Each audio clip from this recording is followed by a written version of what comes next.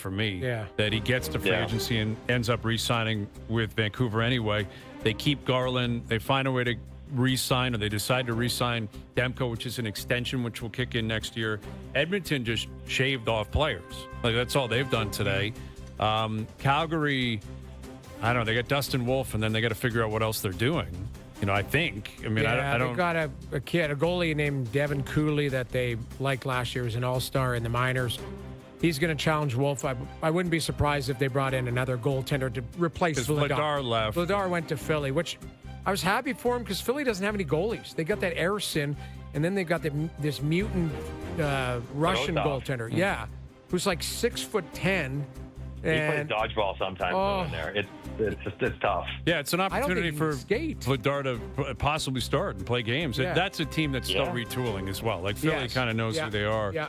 But of those teams in particular, Vancouver and Edmonton, let's say, which one had maybe a more surprising day, confusing day? How would you kind of describe what those two teams did today? Okay, so for Vancouver, I say maybe not as surprising, but really quite confusing. Because when you factor in, Evander Kane coming over, Garland getting re-signed, Besser getting re-signed. So those are two guys, Noodles, you just mentioned. They tried to trade Garland and Besser in the last year and eventually re-signed them. The reason why Besser comes back to them, I think initially, Noodles, during the year, they were hung up on 4 or 5 years max for Brock Besser. And then they realized they got shut out of everything else. Matt Duchene went back to Dallas, and they couldn't get the players they wanted, so they upped the years, and that's probably why Besser went back to Vancouver. Even though he couldn't get 8, he still got more than what they were offering before. Right. So that sort of makes sense. They're all good players, and they're important guys. They need more goals. Those guys all can score. We got, everyone talks about Pettersson and him getting better, and Philip Hedl, him trying to stay healthy. But then the one part we haven't discussed is they got Demko on a big extension as well. Yes. And again, Demko, when he's good, he's an $8.5 million goalie, I guess, sure. But when he's healthy, when is that going to be? It hasn't been for several years. They signed Lankin into that big extension. They have Shilov, the American League playoff MVP, who now needs waivers. It just, that one was, positive, but also confusing. So I'm not quite sure what they're up to, Hayes, when it comes to the goaltending situation. Maybe Noodles can explain it to me, but I didn't quite get that for Vancouver. Even though I understand the goal scoring, I don't quite get the goaltending. Even if they're all individually good, I don't get the mix and why you would do it the way they did it. Yeah, you make an interesting point there, MJ. MJ, we were just talking about Vegas. I mean, obviously, there's going to be a lot of eyeballs on that team this year from the GTA with number 93, Mr. Marner in the roster. With the terrible news about Alex Pietrangelo being out for the year with multiple health problems here at this late stage in his career, how do you look at that team? Do you consider them a potential contender, or is the death blow of losing your top defenseman, the guy that was the linchpin of your Stanley Cup team, just too much to overcome here? Yeah, that's a massive hit for sure. Massive hit for sure. But they're going to be good again. I think Bruce Cassidy is an incredible coach. He really does get a lot out of his team. Jack Eichel's still very good. Hurdle, Stone, Carlson, Smith. They have a lot of good players. Have a lot of Howden. Down they go. I think even getting Sissons and Lozal from Nashville in that Hague deal does shore up their depth, makes them not so weak at the bottom parts of their lineup. So Theodore is going to have to be incredible this year, and they'll be probably shopping for another right shot defenseman. But I still think, if you're looking at today, I don't love at all what LA did today. Edmonton got worse. They haven't gotten better yet. They're going to, but they haven't gotten better yet. They just haven't replaced the players that they lost.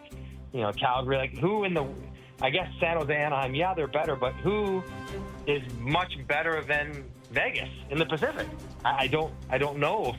Even with Pietrangelo's injury fest, that I would say anyone I would take significant, maybe Edmonton, but other than that, I would expect Vegas to have a home ice advantage in the playoffs again. So they'll be good, and Mitch obviously will be really good there. He's got to play with good players, and Stone plays right wing, Mitch plays right wing. So you're going to have Eichel, Hurdle, Stone, Marner. Those will be the two. I don't know how they pair up, but and maybe it's Hurdle and Marner together and Stone and Eichel together. But those are two pretty good duos to anchor your top two lines, and I expect them to be really good. So, I don't know. Like, no one really seems to stack up to Florida, but other than that, they look pretty good to me. Yeah. Yeah, and those 93 Marner jerseys were ready to go, weren't they? They got in that team store. Quick turnaround. Man. Quick turnaround. Wow, that's good work. No tampering here. I was going to say, isn't that the tampering evidence? Isn't that all the tampering evidence you need, MJ? No kidding. No, they took video of them getting pressed on at 12:02 just to make sure. No, we were not doing this until the trade was done. But yeah, and I think with the Bob, who said it best, the fear of tampering and the discussion that has happened the last week and maybe the last year has not curbed the actual tampering. right. It has curbed the leaking of the obvious tampering evidence that was coming out in the past couple of years. It's still going on. Teams are just being smarter about how they announce whatever they've done prior to. Exactly. And it sure sounds like Mitch might have had his eyes on the strip down there in Vegas as early as a year ago. So More power to him. He can do whatever he wants. He earned the right, the no move. He enforced it. And Leafs fans might not like this, but the reality is he got everything he wanted. He got the market. He got the contract. He got the team. He got he got what he wanted. And, good for the athletes for exercising the leverage when they have it. Yep, and that's the reality. He's in Vegas, and his return is going to be quite something, man. It is going to be. So Hayes, right now, Jerry's percentages, mini Jerry's to you. Yes. Likelihood that obviously he's going to get booed initially. Likelihood that the boos last and are kind of venomous all game, or as compared to just they boo them and they sort of forget it. They probably applause when he gets his tribute video. What's the percentage of it getting nasty the whole game? 90%.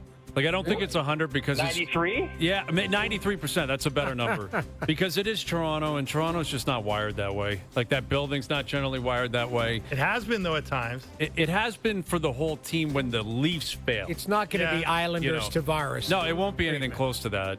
It won't be anything close to that. It's, and the Leafs, I guess they probably will show. They're going to show some montage. You got to do a video tribute for him. I guess you do. But if it gets booed the whole time, right? What's are the you point? Inviting negative energy by doing it? Would he be preferred to say, "Don't even bother," because it's going to boo the whole? Exactly. Here's the other thing too, guys. The schedule gets out July 18th or something like that. Soon, yeah. It's soon. How they arrive, and what I mean by that, how Vegas plays here will also build up the vitriol. If Vegas plays the night before in Montreal type of thing, it's in and out, he's playing there. If they play on Wednesday in Montreal and play Saturday here, and it's a 3-day, and Vegas is here for 3 days practicing or 2 days practicing, it's interviews, it's all that's where I think the buildup can either get a little bit more spicy. Yeah. Don't you think? Yeah, I think it's possible. I mean, Marner, he issued a statement today online, and I thought it was a classy letter. I found it quite interesting. He finally took accountability. He never did as a Leaf, but he did as a Golden Knight. Finally admitted I wasn't good enough when I had to be. Finally admitted we just didn't do what we had to do to win. It makes you wonder, why wouldn't you just do that when you were a Leaf? Why not say that 2 years ago, 3 years ago? But that ship has sailed. It doesn't matter now. But yeah, I would say 93%. It's crazy and loud the whole night, and he hears it. And then we'll see what happens the rest of his career. He's going to come back here 8 times over 8 years, unless they meet in the Cup final. He's not going to play here a lot. He chose the West, I think, for a reason, and he's gone. He's as far away from Toronto as you can get. All right, Johnny, I'm sure you're about to do the same thing. Get as far away from Toronto as you could possibly get. Happy Canada Day. Have a great summer. Thank you for this. All right, fellas. Happy Canada Day, and we'll talk soon. You got it. Mike Johnson, our TSN hockey analyst. All right. Yeah, Marner's statement was interesting. What did you make of that, Dave? Well, no, I thought it was. He had the I would right guess. notes I'm not sure he wrote it. The PR department, whoever wrote that for him, they were bang on because it hit the notes with the fans. It hit the notes with respect to the city, respect to everybody. I thought it was. It was the appropriate way to go. It was a 10 out of 10. Yes, it was a really well-worded statement, It is interesting, though, that no one believes Mitch wrote it himself. Well, we Well, have like- been in contact with the guy for 9 years. Yeah, it's never. Never really heard those Nobody words has- coming out of his mouth. So. Yeah, Honestly, exactly. nobody has a writing background. For No, I unless you're understand. Zach Hyman. I get it. but I get it. I get it. Like you do need touch-ups. You do No, need that's fair. help in that scenario to sound. Can you imagine if guys actually wrote it and there's spelling errors and run-on sentences and stuff? You're like, That's okay, what- this is. I know. That's what ChatGPT is for now, Noodles. Yeah, Well, you're that's right. You know? That's Like, true. Correct my grammar. I wonder if you could do it. Mitch Marner, or you go to ChatGPT and go, write me a goodbye. He probably could. Yeah. I mean, it probably That's really could. gracious and Yeah. makes me look But good. he took one on the chin. It wasn't good enough. Yeah. It wasn't good enough. Yeah. Change is tough. Not buying that for a second. For a guy that I think for the last year has been dying to get out of here. Well, But anyway, Darren Dreger coming up. Best Bets coming up. Overdrive continues. TSN 1050 and on TSN 2.